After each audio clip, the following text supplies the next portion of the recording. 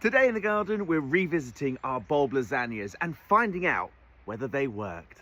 Now, if you remember, last year we did an instructional video on how to make a bulb lasagna, which is a clever way of layering your bulbs from big to small, early to late, in order to create a continuous flow of flowers and display in your pots all the way through till summer. And they're looking fantastic. So let me show you how they're doing. Now, you can see here from my cascading pot display that the bulbs are doing absolutely fantastic. We've got this mix of colour from our crocuses that are down here and just finishing off over here. We've even got some of our baby daffodils taking over along here, and then these sharp little leaves here, which are going to be our yellow alliums and muscari that will then push through and take over as the weeks progress. You can also see these thicker leaves starting, and those are our tulips, which means once this foliage starts to die away, you'll get an even lovelier display of tulips.